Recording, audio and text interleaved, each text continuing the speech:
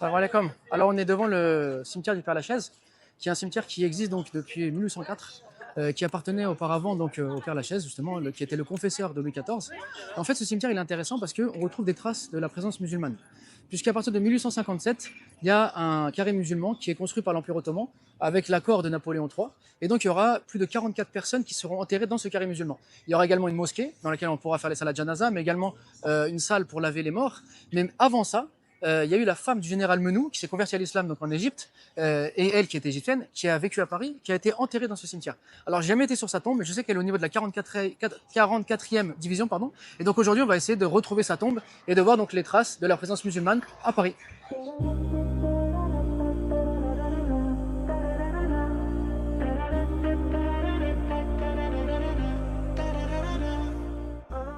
Tiens, Allah, je l'ai trouvé. Incroyable. Tu vois, encore des traces de la présence musulmane en France. Le premier député musulman, Philippe Grenier. Excusez-moi, vous le vendez à combien celui-ci? Comment? Le prix c'est quoi? 25. 25. C'est des originaux. Hein. Ouais, C'est je vois bien. Des trucs qui ont plus de 100 ans. Hein. Oh, je sais. 1897, c'est amusant parce que c'est le premier musulman qui est à la Chambre des députés français. Exactement. Oui, c'est Exactement. amusant comme. Exactement, c'est pour ça que ça m'intéresse. Oui, non, mais c'est très drôle. C'est un truc que je trouve Je te rarement. l'offre. Non, Je te l'offre. C'est un truc que je trouve. ouais, Ah ouais, c'est pas tous les jours. Hein. exactement. Mais je l'ai pris parce que le musulman de la Chambre, le docteur Grenier, député de Pontarlier. Ouais. Le mec, il avait dû se convertir à l'islam. Ouais, c'est ça, il s'était Dans des converti à voyages. l'islam en Algérie. Ouais, en Algérie. Et puis, Tenez, alors les vous 5 euros faites qui manquent. gaffe, ce que vous faites attention, c'est quand vous le sortez. Ouais, Vous avez vous avez le collant pour le retirer, hein, ok. pour le ressortir de là-dedans. Donc là, c'est des scotch, tout ça. Ce que vous faites attention, c'est que le rabat que vous allez ressortir quand vous le sortez de là, vous voyez, là c'est autocollant. Ouais, Ça, vous faites attention que ça vienne pas là-dessus. ok, ouais, bien sûr. Parce que sinon, ça va il le est mort. déchirer, après il est mort. Là, il est mort. Ça serait dommage. Voilà. Il est mort parce que c'est des choses. Ils sont arrivés intacts jusqu'à notre époque. Donc il faut les préserver. Oui, il m'avait amusé celui-là. C'est original, on va dire. Voilà. Voilà, merci beaucoup, bonne journée, journée, au bon revoir. courage. Mais en fait, ça tombe trop à pic. Parce que on va au cimetière du Père-Lachaise pour travailler, on va dire, ou pour découvrir la présence musulmane, enfin les témoignages de la présence musulmane en France, et on tombe sur le petit journal avec le premier député français musulman, Philippe Grenier. Faut le faire quand même. My tears gone cold, I'm wondering why. Now I don't care at all. Morning bomb drops at my window. Now I can't see at all. And even if I could, it'll all be back. Got these bloodstains on my wall. Tu vois, ce cimetière, c'est le cimetière le plus visité au monde. C'est un des plus grands de France. Et auparavant, il était délaissé par les gens. Les gens, ils n'aimaient pas venir parce que c'est dans les quartiers populaires, etc. Et c'est ce qui a été fait, c'est qu'en fait, on a déplacé des tombes de grandes personnalités comme Molière, par exemple, afin d'attirer les gens. Et maintenant, c'est devenu un cimetière extrêmement coté. Il y a des grandes personnalités qui sont enterrées ici. Et donc, il est extrêmement visité.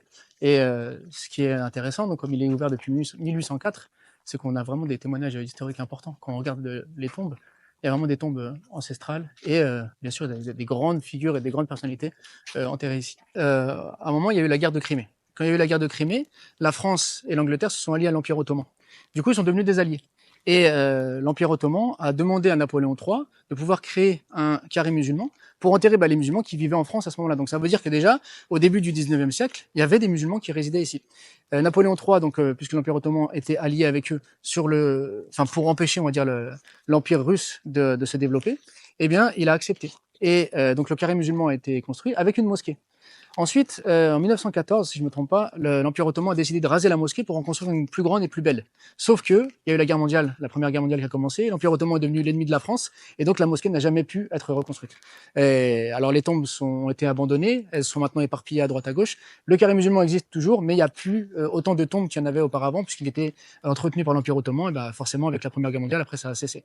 Mais ce qui est intéressant quand même de voir, c'est que dans un grand cimetière comme celui-ci, on a des témoignages historiques de la présence musulmane.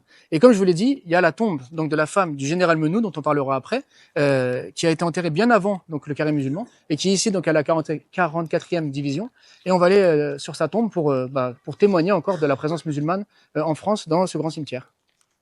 Devant la tombe de Honoré de Balzac. Donc c'est un des plus grands auteur de romans français.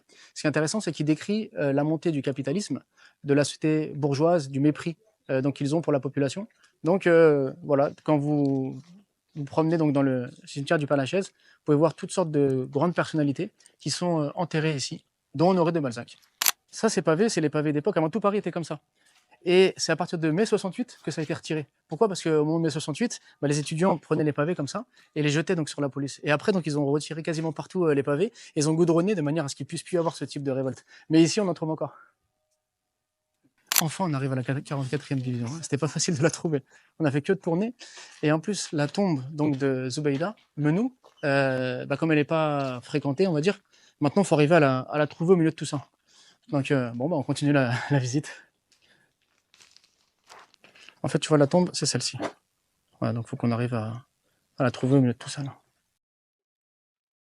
Allahumma la sahla illa ma ja'altahu sahla wa anta taj'al al-hazna idha shi'ta sahla. Inch'Allah, on va trouver. My tears gone cold, I'm wondering why. Now I don't care at all. Morning bomb drops at my window. Excusez-moi, la 44e division, ça s'arrête où? Ouais, mais ça va jusqu'où? Ok. Bon. Là, il y a la tombe d'Yves Montand. C'est pas juste là. Mais c'est pas ce qu'on recherche. Bon, on va continuer à la chercher. Hein. Now I can't see at all. And even if I could, it'll all be back. Got these bloodstains on my wall. It reminds me and it makes me sad. Pour chercher l'histoire, il faut la chercher pour de vrai. Hein. En fait, comme on a fait l'impasse de pas mal d'éléments de notre histoire, et quand on veut refaire sortir à la surface des réalités historiques comme celle-ci, il faut de la patience. Parce que comme ça intéresse personne, voilà, c'est caché, tu vois. Mais au moins, quand tu le trouves, ça fait réfléchir les gens. Ça veut dire, tiens, un général de Napoléon, en fait, donc Napoléon, Bonaparte, il a fait l'expédition d'Égypte. Ensuite, quand il est rentré en France, il a confié ça à Kléber. Kléber ensuite a confié ça au général Menou, qui était d'une famille donc de militaires de père en fils. Il a un de ses ancêtres qui était un chevalier, Jean Cyr de Menou, qui était né, je crois, en 1025, quelque chose comme ça. Donc il est vraiment d'une lignée de combattants, de chevaliers, d'hommes, d'armes.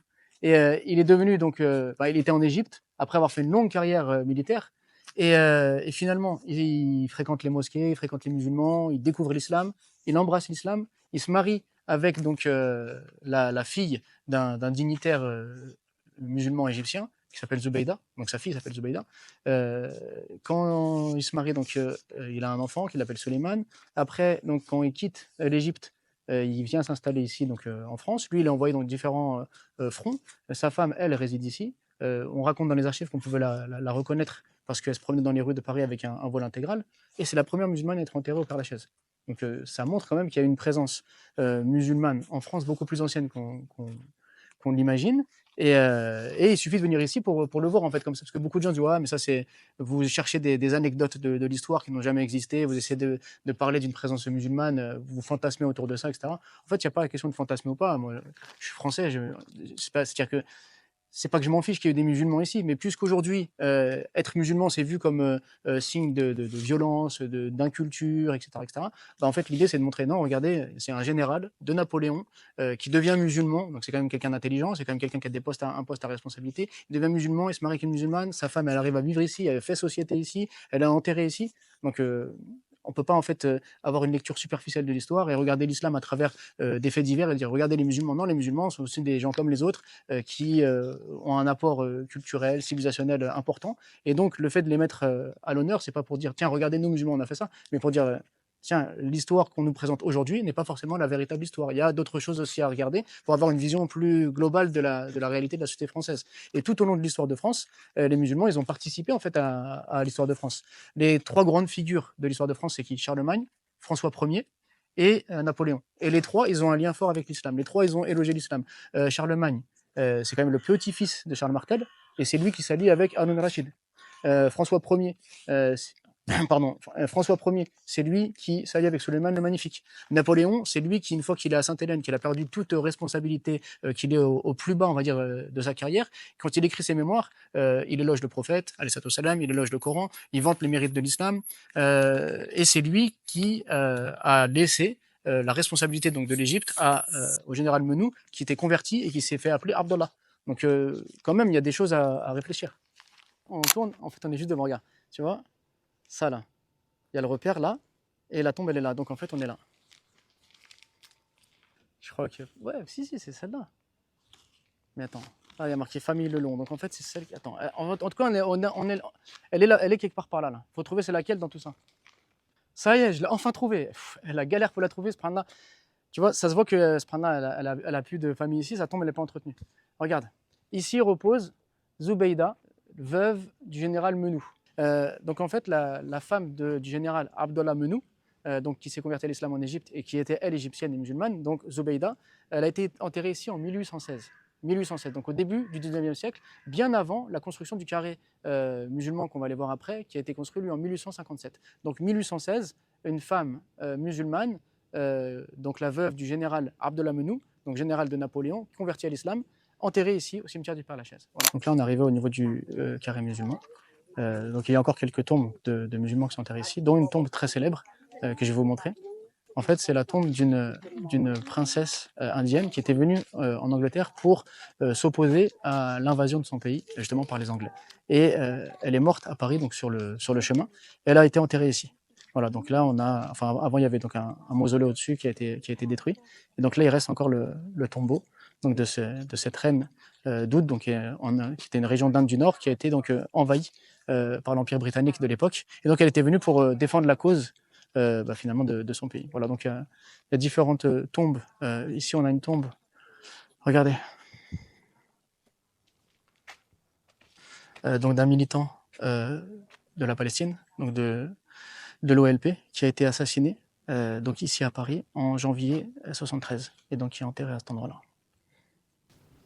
Alors en fait, ça c'est des archives d'époque qui montrent donc comment était la tombe donc de cette reine auparavant. Et donc c'est dans cet endroit-là là, qu'il y avait la mosquée et le lieu pour nettoyer, pour faire les lavages mortuaires, qui a été détruit, comme je l'avais dit, donc en 1914, quand les Ottomans avaient projet d'en construire une beaucoup plus importante, mais la guerre mondiale a fait que ça n'a pas pu être fait. Alors ici, on a toujours donc une tombe musulmane, donc dans ce carré musulman, témoignage d'époque. Donc c'est ici que repose son Altesse le sultan Sayyid Ali ibn Hamoud ibn Mohammed ibn Saïd ibn Sultan, donc qui était le sultan de Zanzibar de 1902 à 1911 et qui est mort donc à Paris en 1918. Voilà, donc ça c'est sa tombe. Voilà, donc en fait vraiment tout ce quartier-là, là, c'est le lieu dans lequel sont enterrés donc un certain nombre de musulmans. Vous avez le chanteur Idir, chanteur kabyle Idir, et qui était donc auparavant géré par l'Empire ottoman. Voilà, c'est ce qui reste, c'est les vestiges, on va dire, de cette présence musulmane dans le cimetière du Père-Lachaise.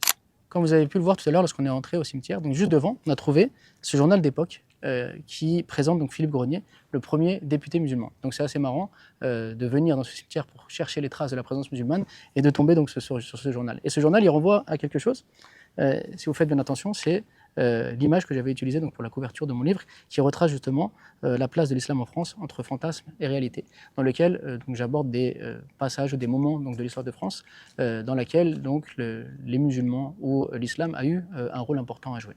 Donc voilà, si vous voulez explorer un peu plus le sujet et les différentes questions qui sont liées autour donc, de la place de l'islam en France, eh bien, vous avez pas mal d'informations dans ce livre. Ça, par exemple, c'est l'insigne que portaient les soldats musulmans qui ont donc débarqué en Provence, qui ont libéré Marseille.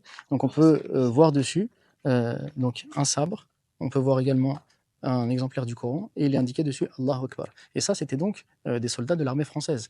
Ce n'était absolument pas vu comme quelque chose de subversif ou qui pourrait donc jeter la suspicion comme on le voit aujourd'hui. Donc c'est intéressant d'interroger l'histoire, de regarder comment à chaque fois on instrumentalise les uns et les autres, comment on peut accepter certains symboles à un moment donné et les critiquer, les rejeter dans un autre moment. Et donc ça permet de ne pas isoler l'événement de l'histoire, mais de regarder l'histoire de manière beaucoup plus générale et de ne pas donc tomber dans des raisonnements assez simplistes. J'espère que cette visite vous a plu. Alors, il y a 2 intérêts de venir visiter le cimetière du Père-Lachaise. Tout d'abord, on visite les tombes, donc ça nous rappelle la mort. Et deuxièmement, c'est un témoignage de l'histoire de France. Ça nous fait réfléchir sur notre histoire, réfléchir sur les relations entre la France et ses musulmans. My tea's gone cold, I'm wondering why. Now I don't care at all. Morning bomb drops at my window. Now I can't see at all.